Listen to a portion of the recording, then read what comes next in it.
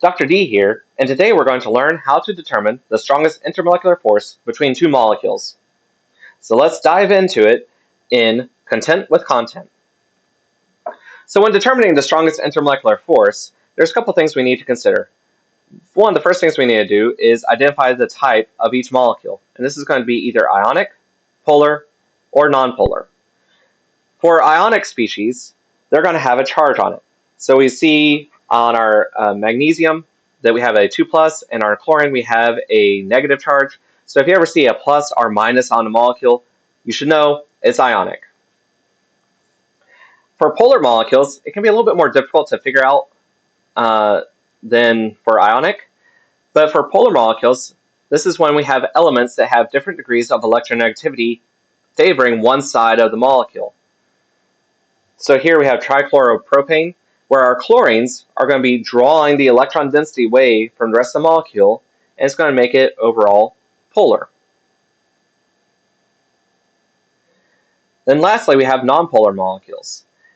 And for it to be a nonpolar molecule, all the elements have to have similar electronegativities, or the shape of the molecule needs to essentially allow them to cancel out the direction they're pulling the electron density. So for here, we have propane, and it consists of only carbons and hydrogens. So if you ever have just carbons and hydrogens, they're very, very similar in electronegativity. So as long as you don't have any double bonds or triple bonds or anything like that, if you only have carbons and hydrogens, it's always going to be a nonpolar molecule. And for another example, we have the bromines, which are much, much more electronegative than the carbon. So it's going to draw the electron density away from the center.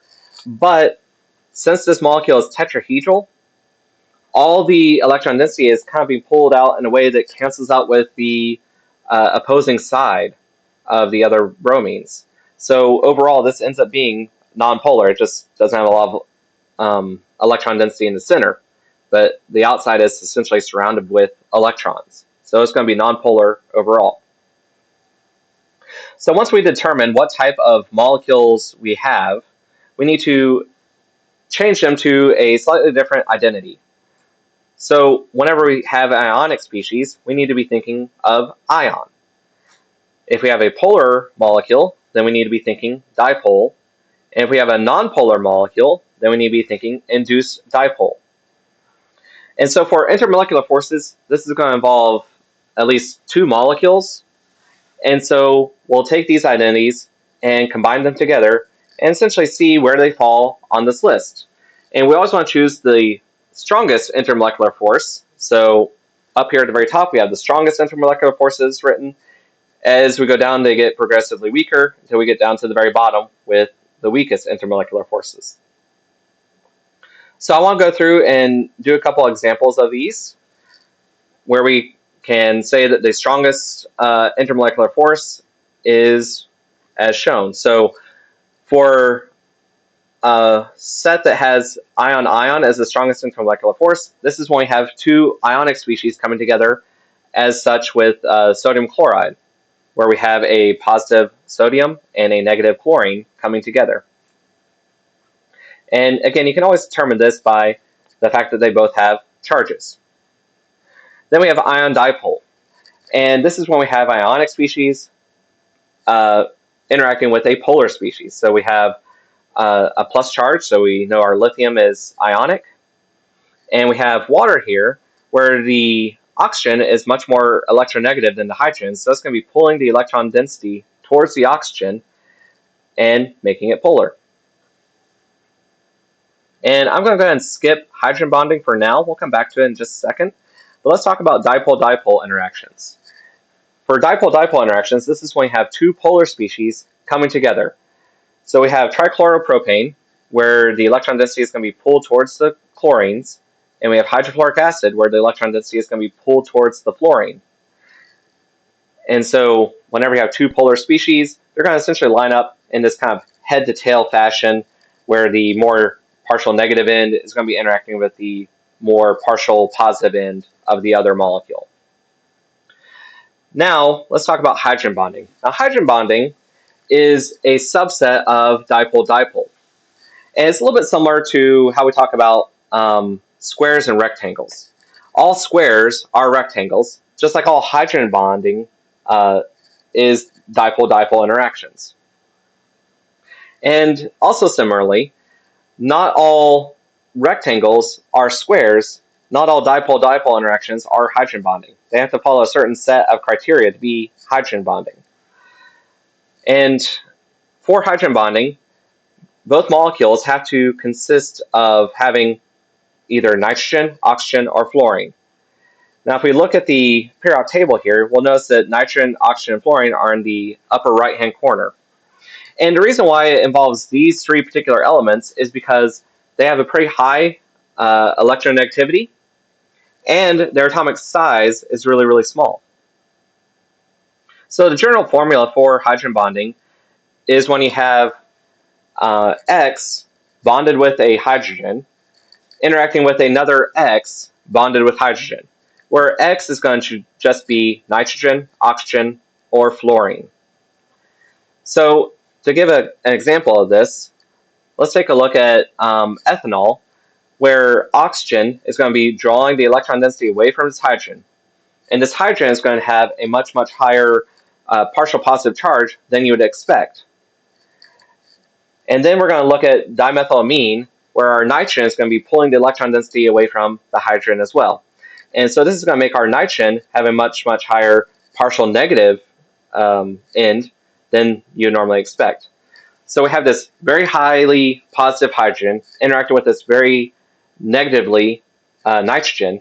And so this is going to be a very, very strong intermolecular interaction.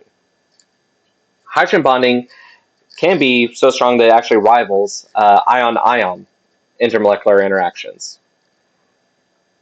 All right, so we'll get back to our list here. Let's take a look at ion-induced dipole. So this is when we have ionic species interacting with a nonpolar species. So we have a 2+ on our magnesium, so we know it's ionic. And then for the carbon tetrachloride, the chlorines are more electronegative than the carbon, so they're going to be pulling all the electron density away from this carbon. But again, due to its shape, it's highly symmetric, so all those essentially partial negative charges are going to cancel out with each other, so the overall molecule is still nonpolar. Now, the reason why it's called induced dipole is our carbon tetrachloride has a bunch of electrons in it. And when we put this ion right next to it, it essentially serves like a giant positive charge.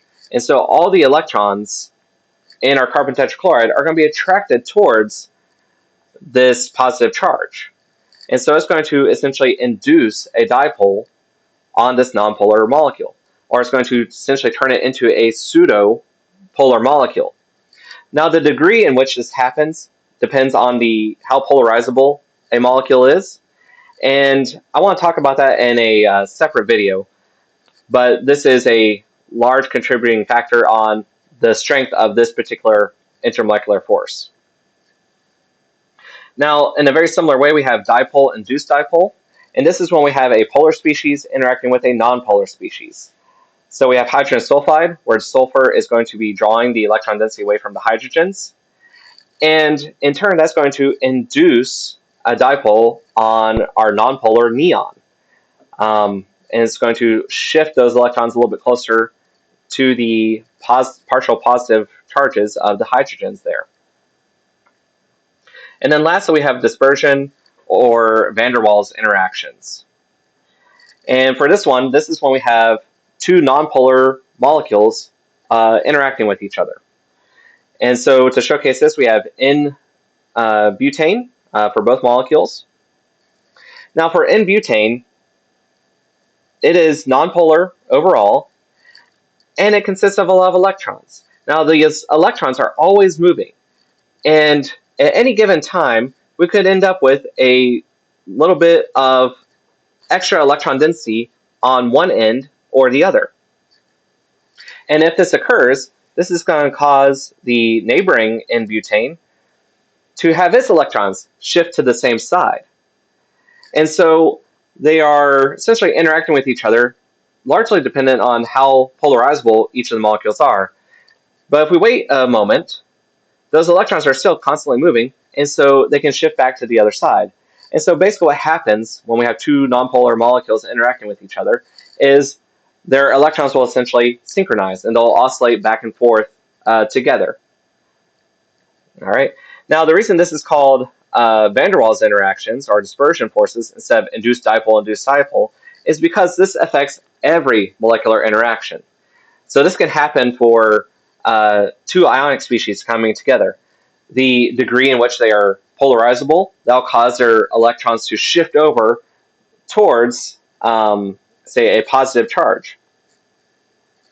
And so this happens for every single molecular interaction, but the only time it is the strongest intermolecular force is when we have two nonpolar species coming together.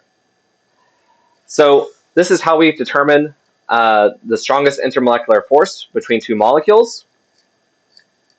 And you can go through, identify the type of molecule it is, ionic, polar, or nonpolar, then change those labels so that if it's ionic, it becomes ion, if it's polar, it becomes dipole, and if it's nonpolar, it becomes induced dipole, and then you combine those two together for your two molecules and find the strongest one on this list here.